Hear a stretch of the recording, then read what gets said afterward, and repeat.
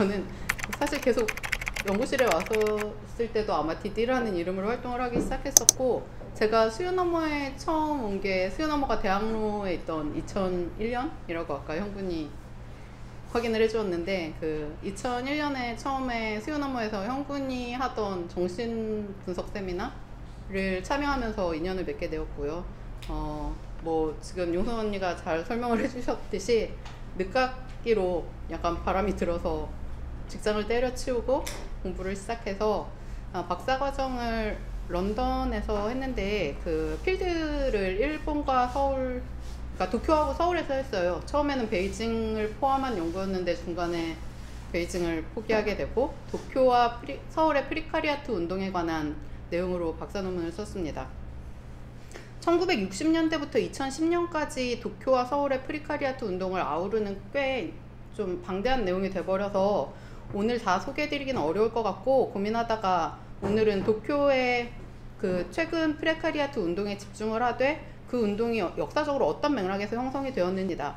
우선 제 연구의 문제의식을 간단히 설명을 하면요, 그 2000년대 이후에 전 세계적으로 뭐 유로 메이데이라든지 아랍의 봄, 아큐파이 운동, 이런 지도부나 조직이 없는 형태의 운동들이 여기저기서 등장을 했고, 그러면서 이른바 뭐 직접 민주주의라든지 예시적 정치, 이런 단어들이 키워드가 되면서 좀 뭐 두근두근하는 분위기가 있었죠. 한국의 2008년도 촛불 집회도 그렇고, 개인적으로는 2000년대 초반부터 인터넷을 통해서 사람들이 그 조직이 아닌 개인들의 네트워크를 만들어서 여러 가지 관심 있는 사람들, 그 반 이라크 전쟁이라든지 대출이라든지 새만금이라든지 이런 사람들의 결합했던 어떤 운동들도 비슷한 흐름 속에서 파악을 하고 있습니다. 일본의 경우에는 2000년대부터 소위 신문화운동, 새로운 문화운동이라거나 프리타 액티비즘이라고 명명된 젊은 층의 운동이 비슷한 맥락에서 주목을 받았습니다. 이런 현상의 배경에 몇 가지가 있을 텐데, 하나가 신자유주의가 가속화되면서 그 사람들, 특히 젊은 층의 노동이나 삶이 굉장히 불안해진 것, 또 이런 운동의 주체로 등장했던 젊은 사람들의 감수성이 이전의 혁명운동이나 노동조합 운동을 만든 주체들의 감수성과 달라졌다는 점이 있고요. 이념적으로도 90년대에 이제 현실 사회주의 국가들이 몰락하면서 정치적인 헤게모니를 잡아서 뭐 미래에 도래할 혁명을 조직한다라는 식의 운동이 아니라 새로운 정치에 대한 모색의 필요성, 이런 것들이 있었죠. 이런 흐름들이 아무튼 뭐 예시적 정치라든지 프리카리아트 운동이라든지 새로운 문화운동이라든지 이런 개념들로 분석이 되어 왔는데, 뭐 한 가지 문제는 이 운동들이 급격히 에너지를 잃기 시작했다는 거죠.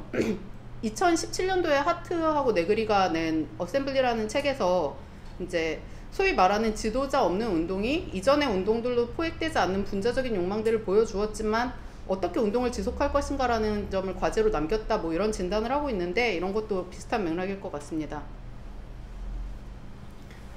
저는 그래서 뭐 어떻게 해야 되겠다 이런 이야기를 하는 건 아니고, 그보다는 이 운동들이, 저는 이제 이걸 제 세대의 운동이라고 파악을 하고 있는데, 이런 운동들이 어떤 맥락에서 만들어져서 실제로 무엇을 했고 무엇을 하지 못했는가를 좀 더 구체적인 맥락에서 보고 싶었어요. 결론부터 말하자면 도쿄와 서울의 프리카리아트 운동을 볼 때 이 둘을 단지 예시적 정치라든지 혹은 새로운 문화운동이라는 말로 뭉뚱그려서 얘기할 수 없는 각각의 특이점들을 갖고 있고, 이 각각의 특이점들이라는 게 그 프리카리티라든지 프리카리아트라는 말이 주목받기 시작하기 훨씬 전부터 그 각 도시 안에 이어져 온 어떤 프리카리아트 운동들의 역사를 반영하고 있다는 거죠. 저는 도쿄와 서울의 프리카리아트 운동에 대한 해서 세 시기에 걸쳐서 비교 연구를 수행했는데, 말씀드렸듯이 오늘은 2000년대에 등장한 프리카리아트 운동, 도쿄의 운동에 집중하되 그 운동들이 이전 세대의 프리카리아트 운동들과 어떻게 연결되어 있는지를 소개하게 될 것 같습니다. 일본에서 소위 말하는 어떤 그 신자유주의 하에서 영향을 받은 세대로서의 프리카리아트 운동의 전성기가 펼쳐진 건 2000년대인데, 80년대 말에 이제 일본의 거품 경제가 붕괴하고 종신고용이나 마이홈이라는 말로 상징되는 소위 말하는 일본식 복지제도가 해체되기 시작하면서 당시의 젊은 세대, 지금은 이제 뭐 40대 후반이나 50대가 된 세대들인데, 이 세대가 희생자로 부상하죠. 그래서 그들을 뭐 로스트 제너레이션이라든지 빙하 세대라는 말로 부르는데, 아무튼 일본에서 프리타라고 불리우던 불안정한 노동층이 늘어나기 시작하고, 노동의 불안정이 곧 주거의 불안정으로 이어지면서 넷카페 난민이라든지 뭐 맥도날드 난민, 아니면 뭐 그 부모 집에 기생하는 파라사이트 싱글, 이런 것들이 사회적인 현상으로 떠오릅니다. 원래 일본은 뭐 1억 인구 모두가 중산층이다라는 의미에서 1억 총중류 이런 말들이 통용되고 있었는데, 여기에 일본은 격차 사회라는 인식이 새롭게 등장하기 시작하고 빈곤의 문제가 대두되기 시작합니다. 이런 상황에서 2003년도에 프리타 전반 유니온, 프리타 노조라는 게 설립되면서 여러 가지 그 불안정 노동자들을 지원하는 작은 단체라든지 노조가 만들어지기 시작해요. 그리고 2007년도에 아마미야 카린이라는 작가가 쓴 살게 해줘 라는 책이 젊은 층의 불안정 노동과 삶에 대해서 다룬 책인데, 이 책이 베스트셀러가 되면서 생존이 일본 사회의 키워드로 등장을 하게 돼요. 그러다가 2007년 말에 이런 새로운 빈곤에 대한 인식이 절정에 달하는데, 이때 리만 쇼크로 인해서 대량 해고가 벌어지고, 이때 파견 노동자들이 해고를 당하는데, 파견 노동자들의 경우에 많이들 그 회사가 지원하는 기숙사에 살고 있었나 봐요. 그러니까 해고와 동시에 회사 기숙사에서 쫓겨나면서 홈리스가 된 거죠. 이런 상황에서 프리타 노조를 비롯해서 반빈곤 운동을 진행해오던 여러 단체들이 연말 연시 파견 마을이라는 행사를 만드는데, 도쿄의 히비야 공원에 모여서 그 하루아침에 홈리스가 된 파견 노동자들에게 밥과 잠자리를 지원하는 행사였습니다. 그리고 이 파견 마을이 당시 미디어에 상당히 주목을 받으면서 일본 사회로 하여금 이제 불안정 노동과 삶의 문제를 직시하도록 한 거죠. 또 하나 이 파견 마을이 이룬 큰 성과가 있었는데, 그게 일본에 원래 생활보호제도가 존재를 하는데 누구나 받을 수 있다라고 얘기를 하고 있지만, 사실은 나이가 젊고 건강한 사람들, 그리고 그 주소지가 불명확한 사람들에게는 이 제도가 배제되고 있었어요. 그런데 파견 마을에서 사람들이 누구나 나이라든지 거주지, 가족관계와 상관없이 생활보호를 받을 수 있도록 변호사를 대동하고 생활보호를 집단 신청하는 거를 조직해서 이게 성공을 했습니다. 그래서 현재 일본에서는 그 누구나 빈곤을 이유로 생활보호를 신청할 수 있고, 이를 통해서 한 달에 13만엔, 한국 돈으로 130만원 정도를 보조금을 받을 수 있어요. 그러니까 뭐 이 시기에 그 파견 마을을 비롯한 프리카리아트 운동에 대해서 이진경 선생님이 쓰신 책도 있는데 읽어보시면 좋을 것 같고요. 갑자기 홍보. 적으세요, 여러분. 네, 어쨌든 제가 오늘 얘기하고 싶은 건, 이런 열악한 노동 현실을 고발하고 제도적인 어떤 개선이나 복지를 요구하는 운동과는 다른 형태의 운동이 도쿄 프리카리아트 운동 씬에 함께 존재해왔다는 건데요. 파견 마을을 함께하고 반빈곤 운동에 앞장서온 아까 말씀드린 프리타 노조의 경우에도 이 노조가 계속 사용하고 있는 캐치프레이즈가 자유와 생존이라는 문장인데, 이 문장이야말로 도쿄의 운동 씬에 공존해왔던 어떤 두 가지 지향을 보여주고 있다고 생각합니다. 여기 인용한 프리타 노조의 활동가가 말하듯이, 프리타 노조는 단지 안정된 노동을 요구한 것이 아니라 자본주의 임노동 관계 그 자체를 벗어나는 자율적 삶을 향한 운동이기도 했다는 거죠. 이런 의미에서 그 제도에 대한 요구가 아니라 자유를 향한 벡터를 가장 잘 보여준, 그리고 가장 유명한 케이스가 아마 아마추어의 반란이라는 그룹인데, 혹시 들어보신 분 있으신가요? 역시 젊은이들이. 아마추어의 반란은 후쿠시마 원전 사태 이후에 도쿄에서 원전 반대 데모를 조직하는데, 이게 굉장한 인파를 모으는데 성공해서 유명해졌어요. 그리고 2010년도부터는 이 아마추어의 반란이 일본을 넘어서 뭐 동아시아의 여러 자율 공간들을 네트워킹하는 행보를 만들어 나가면서 국제적으로도 사실 꽤 유명해져 있는데, 원래는 2005년도에 도쿄 코엔지역 근처에서 작은 가게들, 재활용 샵이라든지 작은 카페들을 운영하면서 그 가게들의 이름을 아마추어의 반란이라고 붙였습니다. 이 가게를 시작한 사람들은 이제 원래부터 뭐 데모 같은 걸 많이 하던 젊은 애들인데, 일본 사회에서 당연하게 여겨지는 삶의 양식, 취직을 하고 결혼을 하고 샐러리맨으로 산다, 이런 걸 거부하고 돈 버는 일에, 그리고 회사에 노예로 시간을 낭비하고 싶지 않다, 내가 하고 싶은 거를 가난뱅이로서 하면서 즐겁게 살겠다 라는 스탠스로 그런 삶이 가능할 수 있는 가치화의 공간을 만들려고 한 거죠. 한국이나 일본, 아니 대만이나 중국에도 이 운동을 이제 주도한 사람이 쓴 책이 번역돼 있고 한데요. 지금 제가 여기까지 말씀드린 얘기가 사실은 도쿄 프리카리아트 운동, 2000년도의 도쿄 프리카리아트 운동에 대해서 가장 잘 알려져 있는 내용이에요. 근데 이제 저 같은 경우 오늘 제가 말씀드리고 싶은 것은 그 도쿄 프리카리아트 운동 씬에 존재하는 여러 가지 그룹들이 아까 말씀드린 자유와 생존이라는 두 가지 벡터 안에서 경합하는 어떤 전략들을 그때그때 상황에 맞게 취하면서 진행이 되어 왔지만, 그럼에도 불구하고 도쿄 프리카리아트 운동의 어떤 특이성을 만든 것은 체제 외부를 향한 자율성의 추구였다는 점입니다. 그 도쿄 프리카리아트 운동 씬에서 활동해온 활동가들을 만나서 이야기를 해보면 그 사람들은 자기의 운동을 여러 가지 워딩으로 표현하는데 뭐 프리타 운동이라거나 아나키스트 운동이라거나 프리카리아트 운동이라거나 여러 가지 말을 쓰는데, 어쨌든 확실하게 자신들의 운동을 시민 운동 단체라든지 NPO라든지 정파적인 조직 운동이랑 구분을 하고 있어요. 그리고 아까 말씀드린 그 파견 마을 이후에 반빈곤 NPO들이 점점 커졌음에도 불구하고 오히려 프리카리아트 활동가들은 그 프리카리아트 운동이 2010년도 이후에 심각하게 축소했다고 판단을 하고 있고, 이런 것들은 이제 그들에게 있어서 그 운동이라는 게 가장 중요한 가치가 제도 바깥에 있는 것이었다는 걸 보여준다는 거죠. 그래서 저는 이제 제 논문의 한 챕터에서 도쿄 프리카리아트 운동이 어떻게 자율이라는 가치를 추구했는가를 그 운동 주체의 위치, 행동 방식, 그리고 공간이라는 세 가지 측면에서 분석을 하고 있는데, 우선 그거의 얘기에 들어가기 앞서서 우선 제가 프리카리아트라는 개념을 어떻게 사용하고 있는지 간단하게 설명을 하고 싶습니다.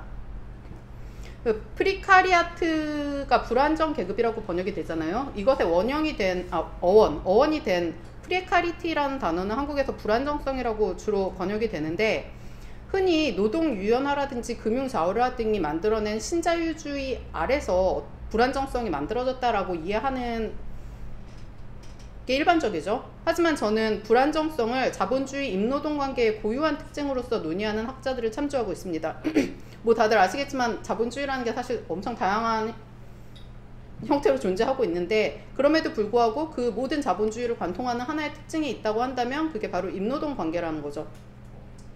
자본주의 이전의 사람들이 굉장히 다양한 양태의 집합적인 관계라든지 공유지를 통해서 자신들의 삶을 재생산해 왔는데, 자본주의는 그런 다양한 집합적 관계, 상호구조적 관계 혹은 공유지에 울타리를 침으로써, 그리고 그것을 사유화함으로써 뭐 작동하기 시작한다. 이거는 사실 뭐 연구실에서는 굉장히 다들 잘 알고 계신 얘기라고 생각하지만, 그러면서 특히 사람들을 그들이 자신의 삶을 재생산해왔던 기존의 생산 관계에서 분리하고 해방시킴으로써 어떤 자유로운 개인을 만들어내는데, 이 자유로운 개인, 여기서 자유란 무엇보다 자기의 노동력을 팔 수 있는 자유로 나타난다는 거죠.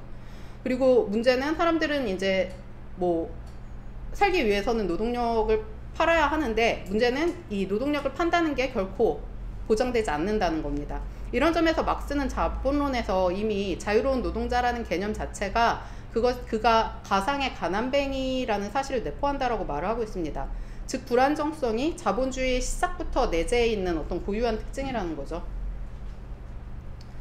그러면 불안정성이 자본주의의 고유한 특징이라면 불안정 계급, 프리카리아트는 누구를 호명하는 말이 되는가라는 질문이 가능할 텐데, 사실 객관적이고 물질적인 측면에서 볼 때 프리카리아트는 프롤레타리아트랑 동일하다고 저는 생각을 합니다. 그러니까 생산수단을 소유하지 않고 살기 위해 노동력을 팔아야 하는 계급, 무상계급 혹은 임노동자죠. 그렇다면 프리카리아트와 프롤레타리아트가 어떻게 구분이 되는가라는 건데, 저는 이들이 정치적인 주체가 되는 방식에서 이 둘이 구분이 된다고 생각하거든요. 프롤레타리아트가 노동자라는 단일한 정체성을 바탕으로 하는 운동의 주체였다면, 프레카리아트는 하나의 동일성으로 환원되지 않는 뭐 분자적인 운동의 주체, 그리고 미래에 도래할 혁명을 조직하는 대신에 지금 여기서 자본주의적인 공리계와 다른 삶을 구성하는 예시적인 정치의 주체, 국가와 자본을 향해서 보다 안정된 삶을 어떤 더 좋은 세이프티넷, 안전망을 요구하는 대신에 예측 불가능한 미래를 향해 도약하는 탈주의 주체라고 프리카리아트를 정의하고 있습니다. 이렇게 정의할 때 도쿄에서 그 소위 말하는 세대로서의 프리카리아트 운동이 나타난 건 2000년대지만 자본주의적인 삶의 방식에서 탈주하는 분자적인 운동으로서 기존의 좌파 혁명운동이랑 다른 프레카리아트 운동은 이미 존재하고 있었다고 볼 수 있는데, 말씀드렸듯이 저는 이제 전후 도시 형성기부터 현재까지의 운동을 살펴봤는데, 도쿄의 경우에 2차 대전 후에 도시가 재건되는 과정에서 그 임노동 계급의 가장 밑바닥에 존재했던 잉여 노동층, 일본에서는 하층 계급이라고 불려요. 이렇게 불리우는 일용직 노동자들이 그 당시에 노동조합운동이나 혁명운동이라는 언어로는 포획되지 않는 운동의 주체로 나타났다고 말씀드릴 수 있을 것 같고요. 그리고 또 하나가 90년대에 등장하는 소위 말하는 프리타 액티비즘이 이런 의미에서 프리카리아트 운동이라고 부를 수 있을 것 같습니다. 이 두 시기의 프리카리아트 운동에 대해서 오늘 자세히 설명드리기는 어렵지만 사실 이 운동들이 2000년대 이후에 펼쳐지는 도쿄의 프리카리아트 운동에 굉장히 분명한 영향을 끼치고 있거든요. 그러니까 배경 차원에서 간단하게 설명을 드릴게요. 우선 70년대 도쿄 사냐에서 일어난 일용직 노동자 운동에 대해서 말씀을 드리겠습니다. 혹시 사냐라고 들어보신 적 있으신가요? 네. 저희 사냐에 제가 필드를 할 때 와서 저와 함께 술을 마셔준 한국의 프레카리아트. 네, 그 사냐는 도쿄 동쪽에 있는 작은 지역 이름인데 우에노 공원이나 아사쿠사에서 멀지 않아요. 근데 전후 도쿄에서 만들어진 인력시장, 일본에서는 요세바라고 부르는데 그 인력시장 중에 가장 큰 인력시장 4개가 도쿄, 나고야, 오사카 그리고 요코하마에 있는데 이 중에 이제 도쿄에 있었던 인력시장이 사냐입니다. 60년대에 연이은 폭동이 일어나서 전국적으로 악명을 떨쳤던 지역이기도 합니다.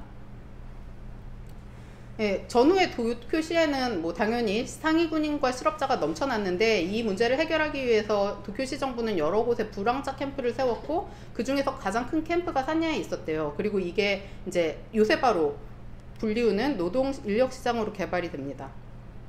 50, 60년대에 걸쳐서 일본이 엄청나게 경제 성장을 하잖아요. 그때 이제 뭐 한국전쟁 특수라든지 미국의 원조 같은 게 있었고 엄청난 경제 성장을 하는 와중에 정부가 몇몇 대도시에 집중된 개발 계획을 추진하게 되고 여기에 이제 뭐 올림픽이라든지 만국 박람회라든지 이런 것들이 더해져서 당시에 건설업이야말로 일본의 어떤 경제 성장을 이끌어가는 중심 산업이 되는데 이 건설 산업의 성장에 가장 중요한 물적 토대를 제공한 게 바로 요세바에 모인 일용직 노동자들입니다. 이들은 말 그대로 뭐 쓰고 버리는 일회용 노동력이었고 건설업이 호황과 불황에 유연하게 대처할 수 있는 일종의 범퍼 역할을 한 거죠. 60년대를 요세바의 전성기라고 하는데 이때 이 당시에 사냐의 일용직 노동자 수가 16,000명 정도였다고 해요. 대부분이 요세바와 요세바를 전전하면서 일자리를 구하는 그 독신 남성들이었고 그러니까 이제 요세바는 사실 싸구려 숙소들이 밀집한 숙소 거리로도 같이 발전을 합니다. 일용직 노동자들은 굉장히 불안정한 삶을 살고 있었는데 새벽에 일을 구하러 나와서 일을 그날 구하면 그날 뭐 밥도 먹고 술도 마시고 하룻밤 숙소에서 잠도 자는 거고 만약에 일을 공치면 노숙을 하는 게 뭐 노숙을 하고 그 일을 공치는 날이 이어지면 피도 팔고 뭐 이런 게 그 심지어 경제 호황기에도 굉장히 일반적이었다고 합니다. 당시 일본은 소위 말하는 뭐 중산층 사회라고 해야 될까 그 일본식 복지제도 같은 걸 이제 기틀을 잡아가고 있던 시기였는데 요세바 노동자들은 거기에서 완전히 배제돼 있었어요. 아까 말씀드렸듯이 생활보호제도 같은 게 50년도에 만들어지긴 하는데 주소지가 없으면 받을 수가 없었거든요. 그러니까 요세바 노동자 같은 경우에는 아예 그 대상이 아니었다는 거죠. 공간적으로도 요세바는 도시에서 완전히 구분된 채 분리된 공간이었고 무엇보다도 이데올로기적으로 요세바의 노동자들은 그 일반 시민사회와 분리된 존재였습니다. 그러니까 굉장히 불길하고 위험한 존재로 표상이 되고 있어요. 신문 같은 데서는 이 요세바 노동자들을 부를 때 노동자라는 말을 안 쓰고 노무자라고 불렀더라고요. 네, 중요한 거는 이렇게 사회 모든 안전망에서 실질적으로 그리고 이데올로기적으로 배제가 돼 있음에도 불구하고 이 요새바 노동자들이 결코 단순히 사회 피해자가 아니었다는 건데, 사실 이 내용은 제가 되게 제 논문에서 좋아하는 내용이긴 한데 오늘 자세히 말씀드리긴 힘들겠지만, 이 요새바 노동자들이 일본의 그 도시화가 굉장히 긴 기간에 걸쳐 일어났잖아요. 그 긴 도시화 과정에서 아주 특수한 주체로 형성되어 온 역사와 관련이 있습니다.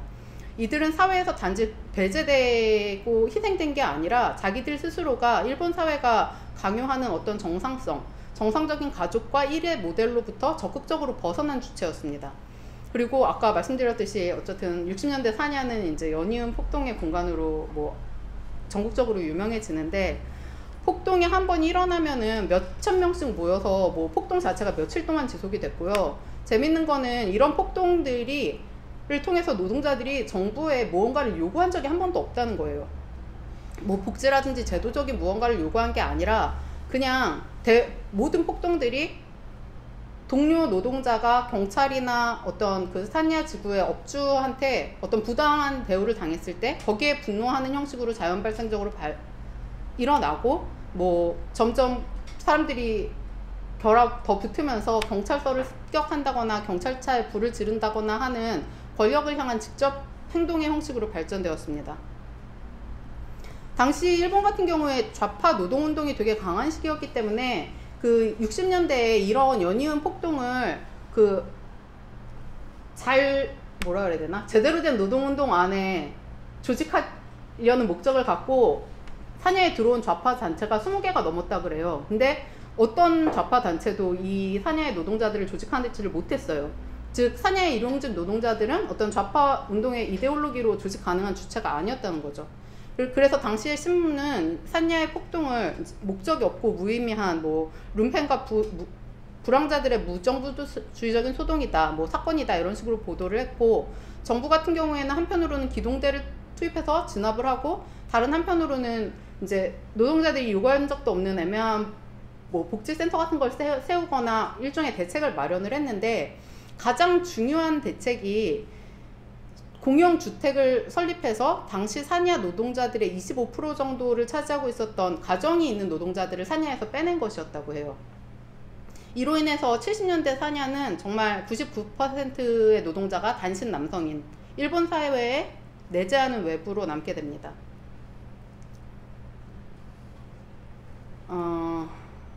기존 좌파단체들이 산야폭동을 조직하는데 이제 실패했는데, 딱 하나 2년간 일용직 노동자들이 엄청난 호응을 받으면서 산야 안에서 직접 행동을 전개한 단체가 하나 있어요. 이 단체 이름이 현장투쟁위원회인데, 뭐 기존의 운동 조직이랑은 굉장히 다른 그 열린 형식의 네트워크로 뭐 정부에 뭔가를 요구하는 게 아니라 산야 내에서 실제로 노동자들이 매일매일 나가서 일하는 일터에서 벌어지는 어떤 부당 행위를 그 직접 행동으로 뭐 분쇄하는 그런 행동을 했다고 하고, 이게 이 사람들이 워낙에 그 과격하게 직접 행동을 해서 2년 동안 160명 정도가 체포를 당하면서 뭐 해체된, 활동가들이 하나도 남지 않아서 해체된 그 2년 동안에 이 일본 건설업체 중에서도 가장 악랄하기로 유명한 아라이 건설이라는 큰 건설 회사가 산야에서 철수했다고 합니다.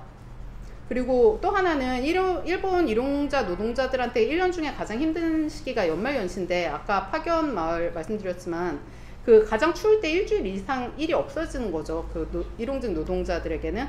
특히 73년 같은 경우에 오일 쇼크로 인해서 굉장히 위험한 상황이었는데, 이때 현장투쟁위원회가 그 노동자들이 함께 그 시기를 살아남을 수 있는 그 자조적인 운동 현장으로서 월동투쟁을 조직을 했다고 해요. 그러니까 아까 말씀드린 파견마을 같은 경우에 그런 전통 위에서 사실 만들어진 운동이었다는 거죠.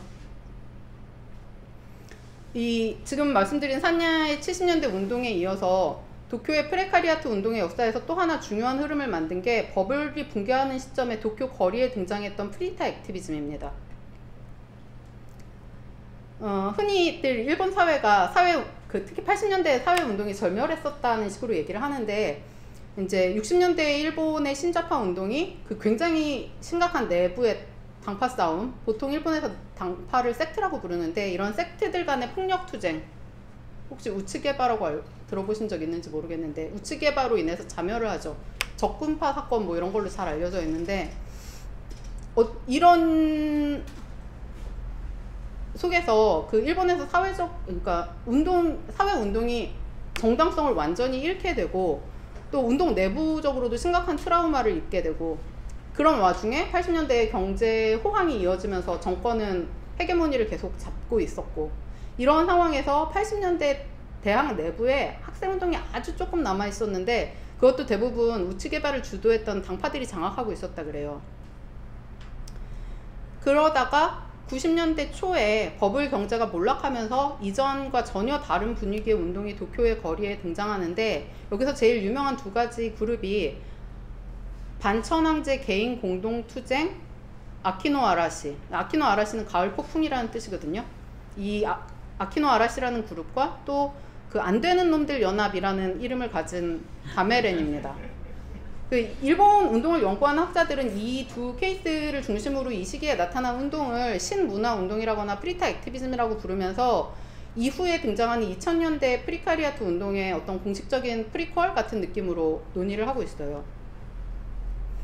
조금 더 설명을 드리면 아키노 아라시는 반천황제 개인 공동투쟁이라는 이름이 보여주듯이 천황제에 반대하는 개인들이 개인으로 모여서 행동한다는 걸 걸고 있고 즉 이전에 위계적인 조직운동에 대한 일종의 반발을 명확하게 하면서 모였고요.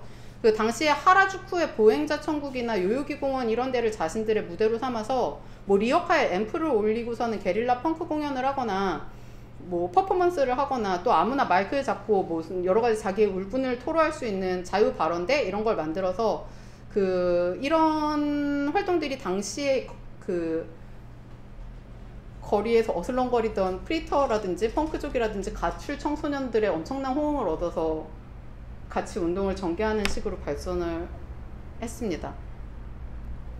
또 하나는 다메렌인데 안되는 놈들 연합. 그 다메라는 게 일본에서 바둑 용어예요.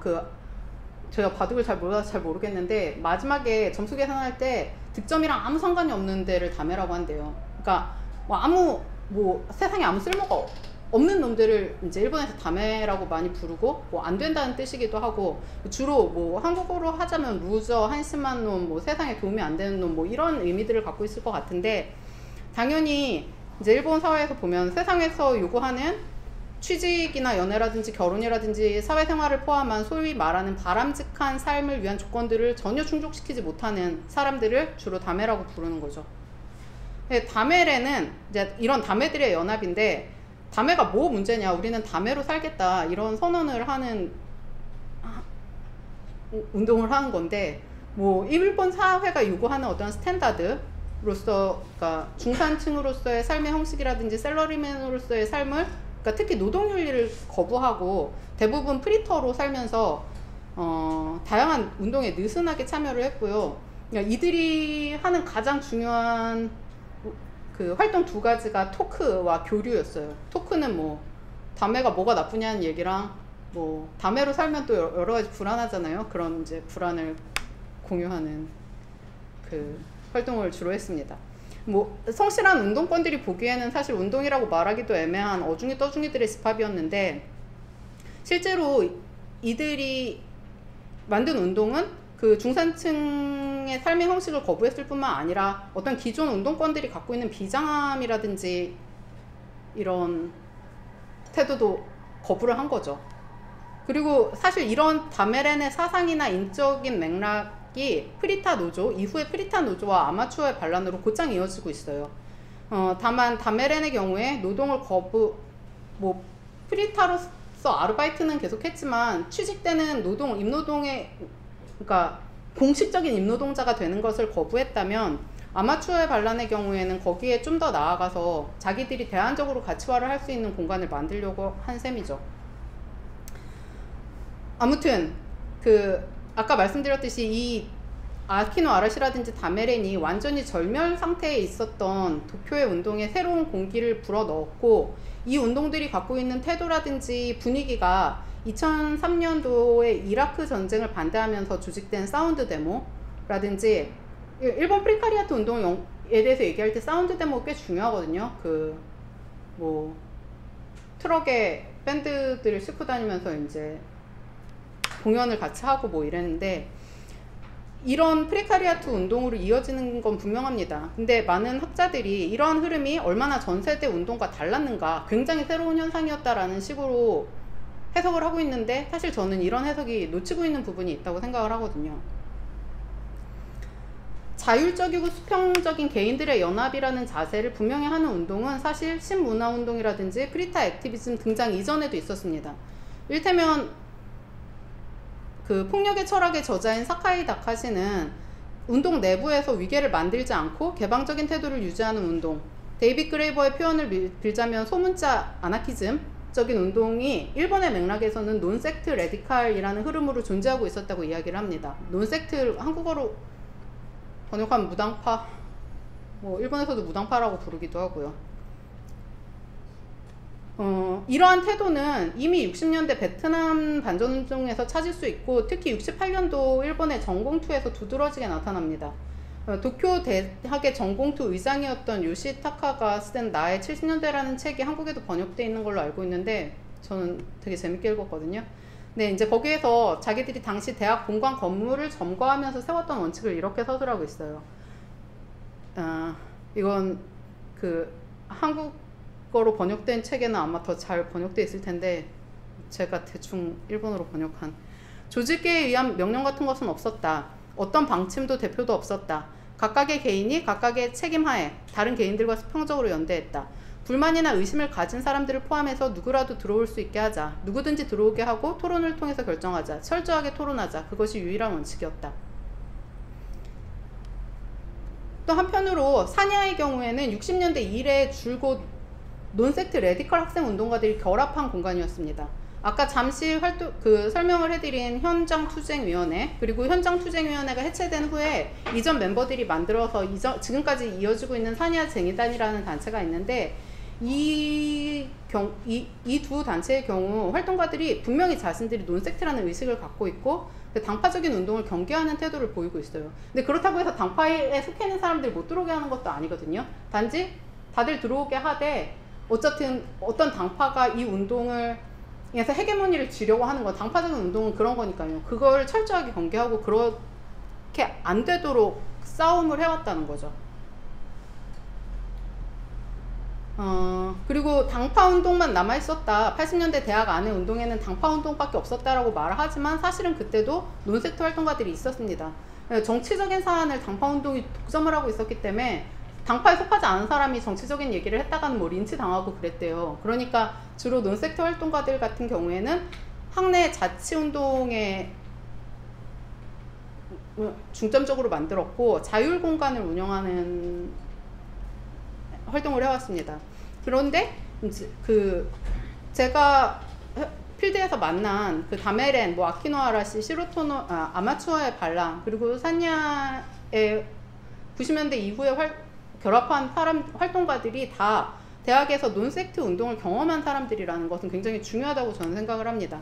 요컨대 신문화 운동이라든지 프리타 액티비즘이 아무 것도 없는 데서 나온 게 아니라 기존의 논섹트 레디컬 운동이 이어지고 있는 데서부터 나왔다는 거죠. 근데 그게 거리에 등장한 것이 90년인데, 이것은 그 80년대 말에 버블이 붕괴하고 거기서부터 이제 점점 더 심하게 도입된 신자유주의적인 정책으로 인해서 사회 전체가 겪게 되는 어떤 변화하고 관련이 있다고 생각을 합니다. 우선 그러니까 당시 경제 침체로 인해서 가장 먼저 타격을 받은 건 산야였는데, 요새바가 해체되고 일용직 노동자들이 뭐 이미 나이도 들었거니와 영구적인 노숙 상태에 진입을 하게 돼요. 산야 운동 자체가 일용직 노동 운동에서 노숙 운동으로 전환을 합니다. 한편 이전에 일본 사회에서 도쿄에서 불안정성이라는 게 요새바 안에 갇혀 있었다면, 이 90년대 이후에는 이제 불안정성이 요새바 바깥의 공간으로 흘러 넘치기 시작하는 거죠. 프리타가 급증하고 넷카페 난민이라고 불리는 새로운 세대의 홈리스가 등장하고, 그것과 동시에 대학 내에서는 신자유주의적인 구조조정이 일어나면서 대학 내 자율 공간들이 해체되기 시작합니다. 대학의 논섹트 활동가들이 거리로 나오기 시작한 게 이런 상황에서고, 이들이 거리에서 프리터를 만나고 또 산야의 노숙자들과 만나게 되는 거죠.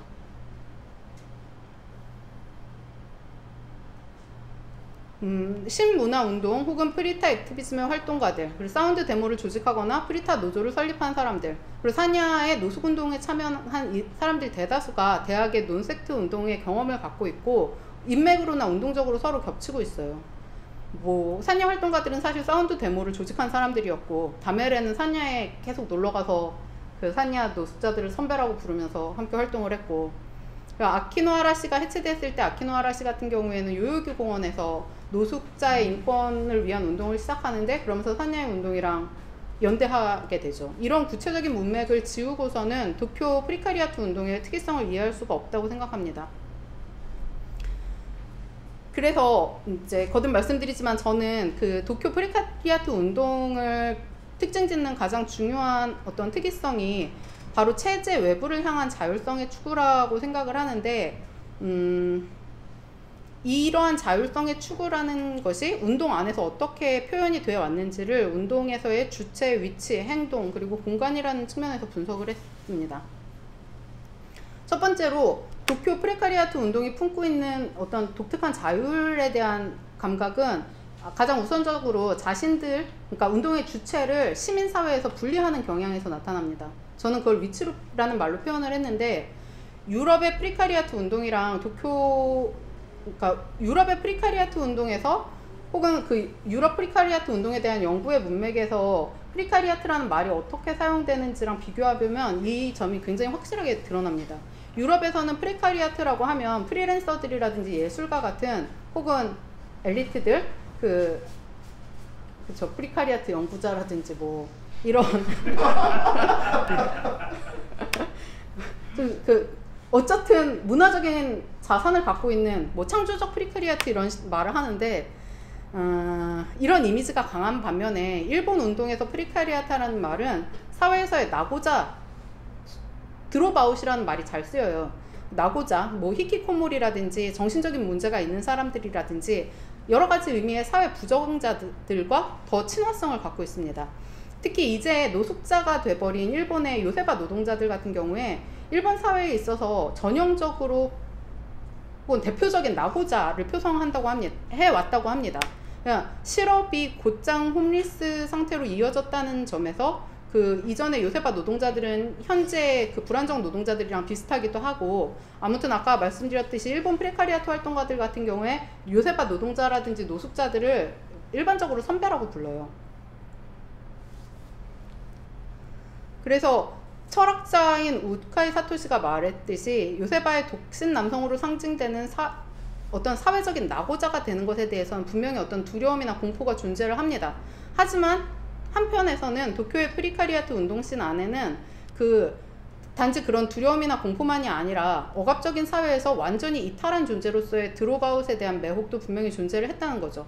다메렌 같은 경우에 사회가 정한 기준에 맞추지 못하는 사람들을 다메라고 부르면서 비난하는 사회적인 분위기를 뭐랄까 문제시하면서 그 사회로부터 자기들은 적극적으로 이탈하겠다, 적극적으로 드롭아웃을 하겠다는 운동이었잖아요. 이 안에서 다메라는 말이 어떤 반란적인 주체로 재평가가 되고 있는 거고, 마찬가지로 아마추어의 반란이라는 그룹이 가난뱅이라는 말을 사용하거나 사냐에서 그 하층이라는 말이 비슷한 의미로 사용이 되었다고 생각합니다. 그러니까 이 단어들은 분명히 사회 밑바닥에 있는 사람들을 지칭하는 말인데 그들을 사회 안으로 끌어올리기를 바라는 게 아니라 오히려 사회 바깥에 잉여로서 남겠다라는 어떤 반란적인 주체로서의 프리카리아트를 지칭하는 말인 셈이죠. 두 번째로 도쿄 프리카리아트 운동의 자율성을 보여주는 또 하나의 측면은 그 운동에서 나타나는 행동의 스타일이라고 할 수 있는데, 저는 이 일을 가장 잘 보여주는 말이 아마 데이비드 그레이버가 정의하는 직접 행동이라는 말이라고 생각을 합니다. 네, 데이비드 그레이버는 직접 행동이라는 말을 상당히 굉장히 특이하게 쓰고 있어요. 보통 우리가 생각하는 직접 행동이랑 다르게 쓰고 있어요. 정부의 개혁을 요구하는 압박이나 국가 권력을 장악하고자 하는 것은 그 행동이 아무리 과격하게 보여도 직접 행동이 아닙니다. 직접 행동은 그 권력 자체를 파괴하는 것입니다. 예를 들어서 이제 데이비드 그레이버 같은 예인데, 마을의 수도를 만들어 달라는 요구를 하기 위해서 관청을 점거를 하는 행동을 하면 그 관청을 점거하는 행동은 직접 행동이 아니라는 거예요.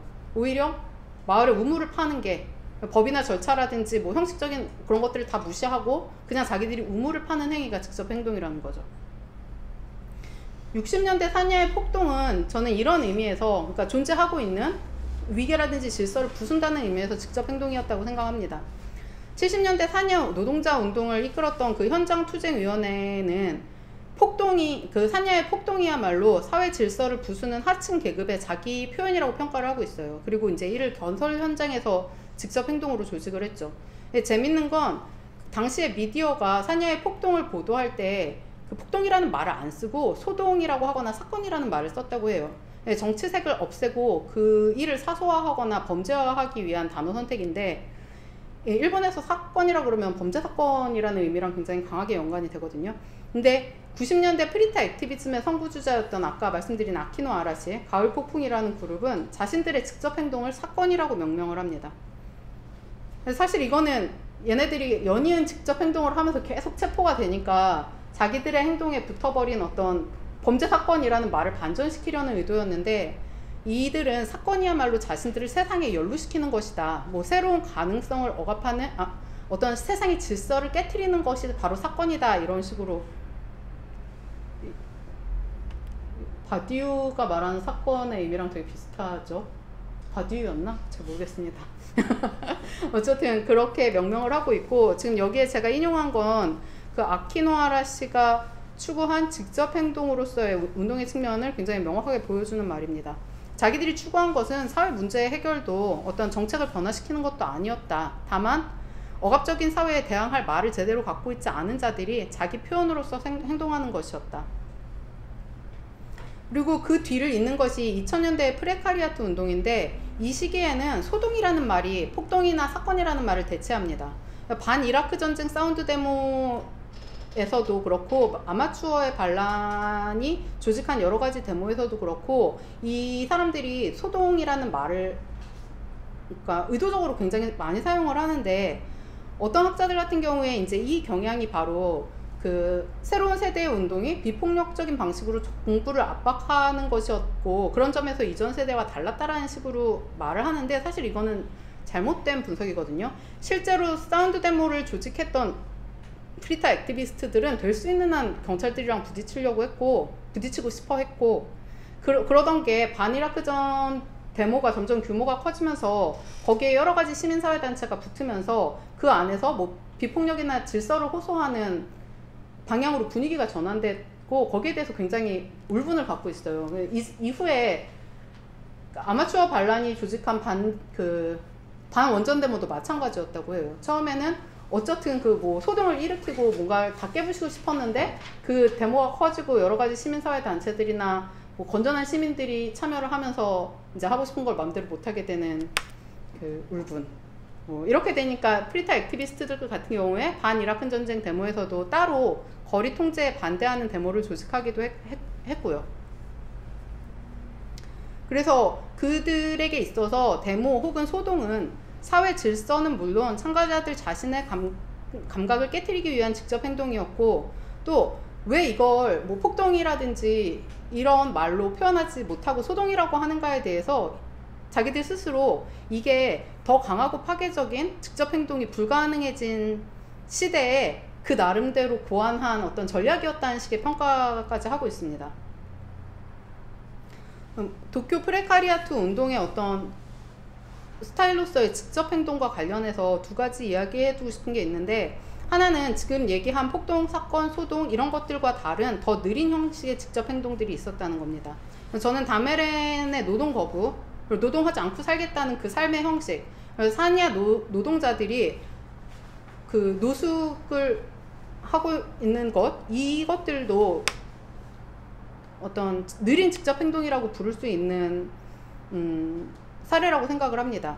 특히 사냐 활동가들 같은 경우에 현재 일용직 노동자들의 이제 노숙을 이전 60, 70년대에 그러니까 정부에 아무것도 요구하지 않으면서도 일본 사회에 존재하는 모순을 일본 사회로 하여금 직시하게 만들었던 어떤 폭동, 직접 행동으로서의 폭동과 분명히 같은 연장선에서 파악을 하고 있어요. 지금 이 인용문은 사냐의 한 활동가가 어떤 강연회에서 이야기한 내용의 일부인데요. 버블 붕괴 이후 몇 년이 지나지 않아서 도쿄 도내의 모든 큰 공원이 블루시트 오두막으로 뒤덮입니다. 역전에는 노숙자들이 가득했고요. 이건 자연 발생적인 점거였죠. 정부가 상황을 완전히 외면하고 있는 동안 일용직 노동자들은 아무것도 요구하지 않고 대신에 자신들의 방식으로 살아남을 방법을 구축한 거죠. 동료들과 함께. 그것이 바로 당시 공공공간을 점거했던 노숙자들 그리고 블루시트 오두막의 의미입니다.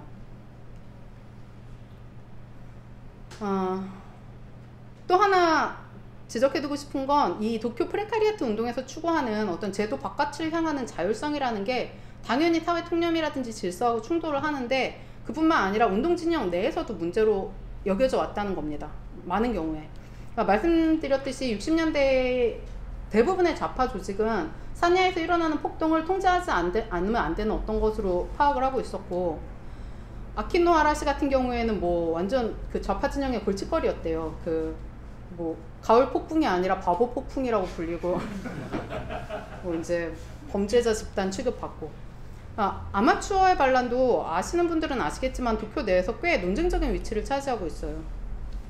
그리고 현재 도쿄에서 노숙자 운동을 하고 있는 사냐 쟁의당 같은 경우에 아까 제가 2008년도에 파견 마을이 일본에서 거주지가 없는 사람도 생활 보호를 받을 수 있도록 집단 투쟁을 하는데 성공했다는 말씀 드렸잖아요. 근데 이 투쟁을 먼저 한 건 사실 사냐 쟁의단이었거든요. 그러니까 2007년도에 1년이 넘는 끈질긴 투쟁을 그 산야 지구에서 해서 산야 지구에 있는 이제 이게 타이토구랑 아라카와구에 걸쳐 있는데 이 두 관청에서 일본 전국에서 최초로 주소지가 없는 노숙자들에게 생활보호를 주게 됩니다. 그러니까 전국에서 최초로 투쟁을 통해서 이제 이뤄낸 성과죠. 그리고 그 전략을 파견 마을이 전국화한 셈인데 문제는 뭐냐면 생활보호를 노숙자들이 받을 수 있게 된 후에도 꽤 많은 전직 일용직 노동자들이 생활보호를 안 받고 노숙을 계속 했다는 거예요. 그러니까 이제 사냐쟁의단은 이 노숙을 지속할 수 있도록 하는 투쟁을 하기 시작을 해요. 관청이 계속 시끄럽게 와갖고 생활보호 받으라고 막 하는데 거기에 이제 대항해서 싸우고 그런데 여기에 대해서 지금 도쿄 안에서는 그런 한 2012년도에 그 노숙자들이 점거하고 살고 있는 어떤 강변의 텐트 마을이 있는데 그걸 철거하려고 하니까 거기에 대항하는 투쟁이 있었고 사냐에서 그 투쟁에 대해서도 운동 진영에서도 비판이 꽤 셌어요. 그러니까 교조적이다. 뭐 인권을 그러니까 원래 주거가 인권인데 인권을 포기하도록 하는 어떤 잘못된 싸움이다. 사회 운동의 성과를 무시하고 있다. 뭐 이런 식으로 엄청 욕을 먹고 있는데 사실 그 사회 운동의 성과를 이 그룹이 만들어냈다는 걸 생각해 보면 꽤 아이러니한 상황이죠. 이건 사냐쟁의단의 한 활동가가 2020년도에 쓴 글이었는데 현재 생활보호를 받지 않고 노숙을 지속하는 사람들은 일종의 확신을 갖고 있습니다. 몸이 움직이는 한 내가 먹을 건 내가 벌고 싶다거나 관청 신세를 지고 싶지 않다거나 여러 가지 말도 표현이 되는데 뭐 대부분의 노숙자들은 아무 말도 안 하지만요. 아무튼 거기에는 일종의 원시적인 형태의 반권력성이랄까 콩고물을 얻기 위해 체제의 일부가 되는 것에 대한 본능적인 거부감이 있다고 생각합니다. 라고 쓴 것 때문에 또 뭐 엄청나게 욕을 먹었어요. 생활보호 받는 사람들을 차별하는 글이다 뭐 이런. 마지막으로 도쿄 프레카리아트 운동이 추구하는 자율성은 공간의 형식으로 드러납니다. 아까 말씀드렸지만 80년대하고 90년대 초까지 대학 내의 논섹트 활동가들이 대학 내에서 자치 공간을 만드는 운동을 중심으로 해왔다고 했잖아요. 제가 만난 거의 대부분의 프리카리아트 활동가들이 이제 학출의 활동가들이 대학 내의 자율 공간을 경험을 했고 그게 얼마나 이질적이고 독자적인 공간이었는가에 대해서 굉장히 이야기를 하는데 사실 그런 내용이 사냐에 간 활동가들이 처음에 자신들이 사냐에서 얼마나 해방감을 느꼈는지 얘기하는 거랑 되게 닮아 있거든요. 어쨌든 그 공간들은 일반 사회와 완전히 다른 공기를 갖고 있었다는 거죠. 아무튼 그러한 공간들에 대한 활동가들의 이야기를 종합해 볼 때 여기에 세 가지 태도가 중요하게 나타납니다. 첫 번째는 이런 자율 공간에 대한 경험이 어떤 자신들의 운동에 대한 원 경험이고, 그게 무엇보다도 경찰이나 대학 당국 같은 권력으로부터의 자율이죠. 두 번째로는 뭐 이 공간의 어떤 매력에 대해서 주로 얘기할 때, 그게 일본어로는 와케 와카라나이 이런 말로 표현이 되는데 영문을 알 수 없다는 뜻으로 번역할 수 있을 것 같거든요. 뭐 설명이 안 되는 공간이다. 일반적인 사회의 상식이나 경험이 완전히 미끄러지는 공간이다라는 표현이고, 그것은 그 개방성이나 혼종성으로 인한 것이기도 해요. 그러니까 이 많은 그 일본의 자유공간 같은 경우, 대학 내 자유공간 같은 경우에 60년대 전공투서부터 사실은 학생이랑 상관없이 모두에게 열려 있었던 공간이기도 했고, 뭐 지금 제가 인용한 이런 말들로 그 자신들의 경험들을 활동가들이 표현을 하고 있습니다. 마지막이 자치라는 태도인데, 예를 들어서 도쿄대의 고바마 기숙사라는 자치 기숙사가 그 기숙사를 지키기 위해서 꽤 투쟁을 했어요. 혹시 요시다 기숙사는 아직까지 지금도 투쟁을 하고 있고 아시는 분들도 있으실 텐데, 저도 가본 적이 있는데 되게 그러니까 멋있잖아요. 근데 도쿄대 고바마 기숙사는 가본 적이 없지만 그 당시에 찍은 사진들을 보면 진짜 너무 어쨌든 이 도쿄대 고바마 기숙사의 경우에 이 기숙사를 운영한 학생들이, 기숙사가 대학 당국이 기숙사를 폐쇄하고 전기를 다 끄는 후에도 학생들을 모집을 했어요. 그래서 산야의 전 활동가 한 명이 고바마 기숙사에 들어가서 살았었는데, 자기가 학교에 들어갔을 때 학교에서 오리엔테이션 하면서 이것저것 나눠주잖아요. 근데 거기에서 이제 학생들이 뭔가 이렇게 찌라시 같은 거를 나눠주는데 보니까 기숙사 모집 찌라시인데, 학교에서는 아니라고 하겠지만 상관없으니까 오세요 뭐 이런 되게 이상한 말이 써 있었고, 근데 어쨌든 재밌어 보여갖고 이제, 근데 사실 거기에 들어간 학생들한테는 학생증도 안 발급하고 이런 불이익들이 있었는데도 불구하고 거기에 들어가서 자기들이 자체 발전기 돌리면서 살았더라고요, 계속. 근데 뭐 물론 그러니까 그 어떤 즐거움이라든지 뭐랄까 이런 경험과 동시에 굉장히 힘들었다는 이야기들도 당연히 있죠. 뭐 위계가 없고 제약도 없고 금직도 없는 대신에 뭐 경비원도 없고 청소부도 없고 청소를 시키는 사람도 없고, 그러니까 뭐 이제 화장실 같은 경우에 뭐 굉장히 엄청났다 뭐 이런. 뭐 한 달에 한 번씩 기숙사생들이 다 모이는 그 제너럴 어셈블리를 뭐라 그러죠? 총회 같은 걸 했는데, 이런 것들이 거의 뭐 대부분 밤새서 벌어지고, 어쨌든 이때 자치라는 게 결국은 서로 다른 사람들, 뭔가 각자 서로 다른 정치적 입장이라든지 문화적인 감각을 갖고 있는 사람들이 그 안에서 공통의 리듬을 만들기 위한 필수적인 기술로 이해가 되는 건데, 아까 말씀드린 대로 그 전공투에서 학생회관을 점거하면서 만든 룰이 그거였잖아요. 룰을 만들고 통제하는 대신에 모두가 들어올 수 있게 해서 그 안에서 토론하고 논쟁한다. 이런 태도는 도쿄 프리카리아트 운동 안에 강도의 차이는 있을지언정 적어도 2000년도까지 핵심적인 태도로 지속되고 있었다고 생각합니다. 이거는 이제 여기 그 다메렌이라든지 아마추어 반란의 활동가들이 그런 것들의 고통에 대해서 좀 이야기한, 어떨 땐 뭐 맨날 회의만 하고 있는 것 같고, 그런 것들이 계속, 그러니까 자율적인 감각이 있는 사람들이 많이 없는 채로, 또 개방된 공간이다 보니까 그 주류 사회의 감각을 내면하고 있는 사람들이 들어올 경우에 아주 나쁜 의미에서 영문을 알 수 없는 공간이 된다. 근데 그럼에도 불구하고 문제가 일어날 때마다 그때 그 이야기를 해야 한다고 생각한다. 문을 활짝 열어놓은 채로. 그게 자치의 의미다. 문제가 생긴다는 것이야말로 자치의 첫걸음이다. 뭐 이런 것들이 이제 프리카리아트 활동가들이 얘기하는 내용이고요. 여기까지가 제가 도쿄 프리카리아트 운동이 체제 외부를 향하는 자율성을 가장 중심적인 가치로 발전시켜 왔다는 분석의 내용인데, 사실 아까 말씀드렸듯이 2010년대 이후에는 이런 운동이 굉장히 축소돼요. 하나는 생활보호가 확대하면서 그 제도를 그러니까 개선하는 쪽으로 운동의 방향성이 옮겨가고, 그런 운동을 하는 시민운동들이 커지면서 또 이런 뭐랄까 뭐 이제 이런 프리카리아트 운동적인 어떤 분위기가 위축된 거가 하나 있고, 또 하나는 굉장히 조심스러운 얘기기는 한데, 이것도 전 세계적으로 나타나는 현상이라고 생각을 하는데, 운동 내부에서 어떤 약자나 피해자의 정체성을 중심으로 해서 그들을 보호해야 한다라는 차원을 가지고 그 정당, 그러니까 당위랄까 어떤 윤리를 구성해 나가는 경향이 세진 것도 있다고 생각을 합니다. 제가 있는 동안에 도쿄에서는 정말 좁은 운동 진영 아무 데서나 다 이런 문제들이 일어나고 있었는데, 어셈블리, 아까 그 하트와 네그리가 쓴 어셈블리라는 책에서 이 하트나 네그리는 이제 이런 어떤 도덕주의적인